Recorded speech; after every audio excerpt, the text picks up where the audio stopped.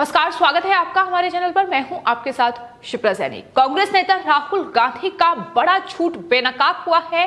Twitter पर rape पीड़िता के परिवार की तस्वीर पोस्ट करने से पहले राहुल गांधी ने कोई भी सहमति नहीं ली थी। इसको लेकर अब नाबालिग बच्ची की मां ने ही ये बड़ा खुलासा किया है और बीजेपी ने ये मांग की है कि राहुल गांधी के ट्विटर अकाउंट को फिर से लॉक किया जाए, राहुल गांधी के ट्विटर अकाउंट को सस्पेंड किया जाए। ये मांग अब बीजेपी की ओर से की जा रही है। तो कांग्रेस नेता राहुल गांधी ने अपने राजनीतिक फायदे के लिए दिल्ली के कैंट इलाके में एक 9 साल की नाबालिग बच्ची से हुई हैवानियत की घटना और हत्या के मामले को लेकर राजनीतिकरण करने की कोशिश की थी। आपको बता दें, जो बच्ची थी उनके माता पिता की तस्वीरों को राहुल गांधी ने अपने ट्विटर अकाउंट पर शेयर किया था और उसके बाद राहुल गांधी ने जिस तरीके से पॉक्सो एक्ट का उल्लंघन किया, इसके अलावा ट्विटर के नियमों की भी धज्जियां उड़ाई और ट्विटर ने इसके चलते राहुल गांधी के ट्विटर अकाउंट को लॉक कर दिया।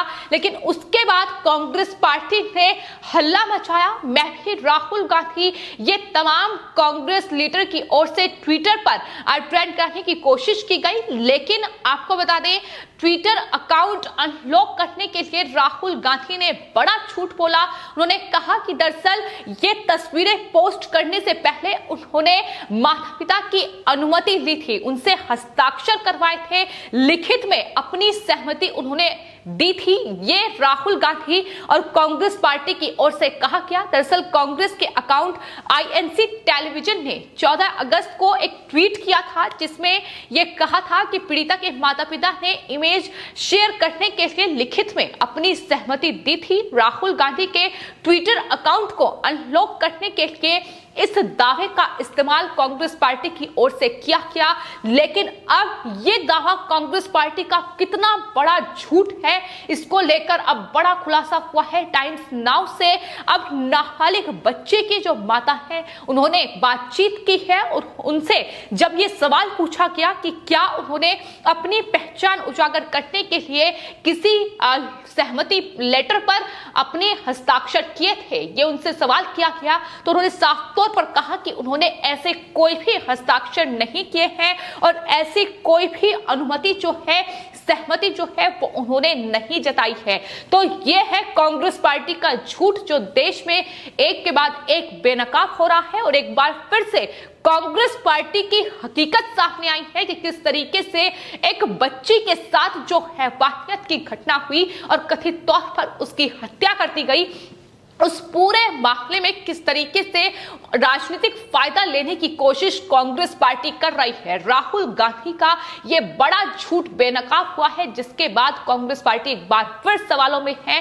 बीजेपी प्रवक्ता संबित पात्रा ने प्रेस कॉन्फ्रेंस करते हुए यह कहा है कि राहुल गांधी ने एक बार फिर से ये गैर जिम्मेदाराना हरकत की है और किस तरीके से उन्होंने देश के सामने एक बार फिर से इतना बड़ा झूठ बोला है। संबित पात्रा ने कहा कि पीड़िता की मां ने खुद बयान देकर यह कहा है कि हमारे परिवार से तस्वीर सार्वजनिक करने की कोई हामी नहीं दी गई है। बच्ची की मां जब मीडिया से बात कर रही थी तब भी उन्होंने अपनी पहचान को छिपाया था और यह बेहद दुख की बात है कि राहुल गांधी और कांग्रेस पार्टी ने देश से इतना बड़ा झूठ बोला। इस तरीके से राहुल गांधी ने पीड़िता के परिवार की तस्वीर को शेयर किया।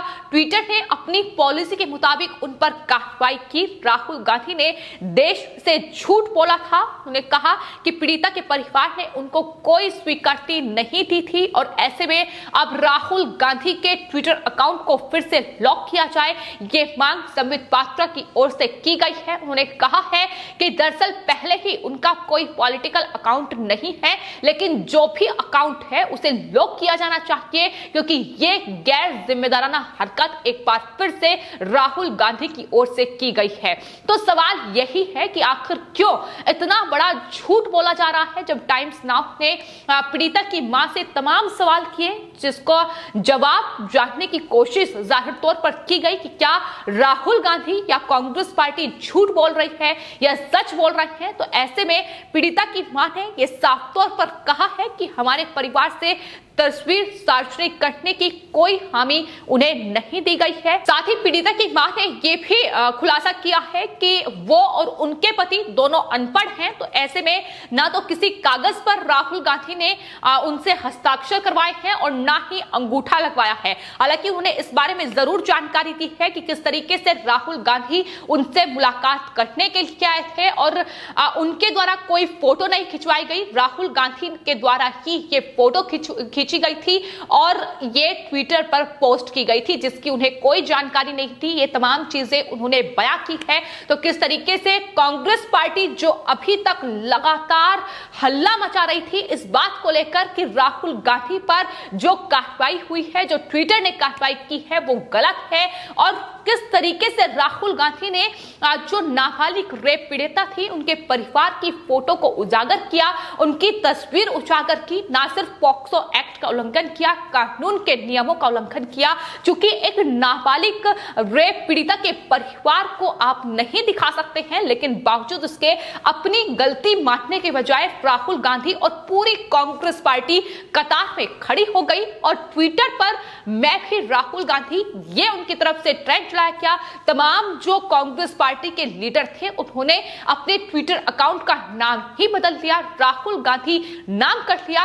तो ये कांग्रेस पार्टी की हकीकत है कि किस तरीके से देश में झूठ बोलकर वो लगातार राजनीति करती आई है। और ये कांग्रेस पार्टी का पहला झूठ नहीं है, बल्कि इससे पहले कांग्रेस पार्टी ने हर एक बड़े मौके का इस तरीके से ही राजनीतिकरण किया है। चाहे देश के लिए दुखद घटना हो, चाहे देश के लिए कोई बड़ा फैसला हो, इस तरीके से राहुल गांधी और पूरी कांग्रेस पार्टी झूठ बोलती आई है। प्रियंका गांधी वाड्रा से लेकर कांग्रेस के तमाम बड़े नेताओं की ओर से झूठे ट्वीट किए गए हैं, फिर चाहे वो सीए के दौरान हो या फिर किसान आंदोलन के वक्त हो। देश की जनता में भ्रम फैलाने की कोई भी जो कोशिश है वो कांग्रेस पार्टी की ओर से नहीं छोड़ी गई है। तो यही कांग्रेस पार्टी की हकीकत है जिस पर वो लगातार बेनकाब होती है। और न सिर्फ संबित पात्रा की ओर से निशाना राहुल गांधी पर साधा किया है, बल्कि बीजेपी अध्यक्ष जेपी नड्डा ने भी ये साफ तौर पर राहुल गांधी पर निशाना साधते हुए कहा है कि राहुल गांधी इस वक्त केरल के 3 दिन के दौरे पर है, लेकिन दिल्ली के नाबालिग रेप केस का राजनीतिकरण नहीं होना चाहिए था। जिस तरीके से उन्होंने राजनीतिकरण किया है और झूठ बोला है राहुल गांधी पर निशाना साधते हुए, उन्होंने कहा है कि इस तरीके के मुद्दों को छोटे राजनीतिक हितों के लिए राजनीतिक नहीं बनाया जाना चाहिए। तो पूरी बीजेपी अब लगातार कांग्रेस पार्टी और खासतौर पर राहुल गांधी पर हमलावर हो रही है। जवाब उन कांग्रेस के नेताओं से भी मांगा जा रहा है जो लगातार ट्विटर पर हल्ला मचा रहे थे, लगातार केंद्र सरकार पर सवाल खड़ा कर रहे थे। ट्विटर ने जो कार्रवाई राहुल गांधी और तमाम दूसरे कांग्रेस लीडर पर की है, जिन्होंने पीड़िता के जो परिवार की फोटो है उसे शेयर किया है, नियमों का उल्लंघन किया है, लेकिन किस तरीके से ट्विटर पर तमाम सवाल खड़े किए गए कि दरअसल केंद्र सरकार के इशारे पर ट्विटर काम कर रहा है। तो जवाब अब उन तमाम कांग्रेस के नेताओं से भी मांगा जा रहा है कि अब पीड़िता की मां जब खुद ये खुलासा कर रही है कि इस तरीके की कोई सहमति उनकी ओर से नहीं जताई गई थी, इस तरीके के कोई भी हस्ताक्षर उनकी तरफ से नहीं किए गए, तो फिर इस पर अब कांग्रेस पार्टी जवाब दे कि आखिर हकीकत क्या है। क्या सिर्फ ट्विटर अकाउंट अनलॉक करने के लिए इस तरीके का झूठा दावा कांग्रेस पार्टी की ओर से किया गया?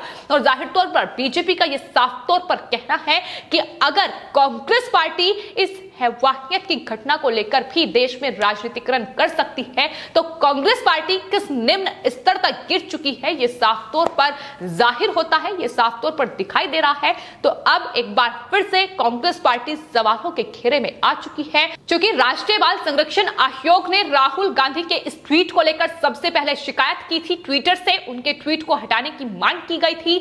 उनके ट्वीट को न सिर्फ हटाया गया बल्कि ट्विटर ने उनके अकाउंट को लॉक कर दिया। 12 घंटे के लिए लेकिन उसके बाद जो हरकत कांग्रेस पार्टी ने दिखाई, उसके बाद ट्विटर ने बड़ी कार्रवाई कांग्रेस पार्टी पर की, लेकिन उसके बाद भी अभी भी राहुल गांधी की मुश्किलें बढ़ सकती हैं, क्योंकि फिलहाल ये पूरा मामला दिल्ली हाई कोर्ट में है और तमाम याचिकाएं राहुल गांधी के खिलाफ दायर की गई है, जिसमें यह मांग की गई है कि राहुल गांधी ने पॉक्सो एक्ट का उल्लंघन किया है, सुप्रीम कोर्ट के निर्देशों का पालन राहुल गांधी की ओर से नहीं किया गया, कानून का पालन नहीं किया गया, तो ऐसे में राहुल गांधी पर कड़ी कार्रवाई होनी चाहिए। आपको बता दें, इस पूरे मामले में अगर आने वाले वक्त में दिल्ली हाई कोर्ट फैसला सुनाती है तो राहुल गांधी को 6 महीने से 1 साल तक की सजा भी इस पूरे मामले में हो सकती है।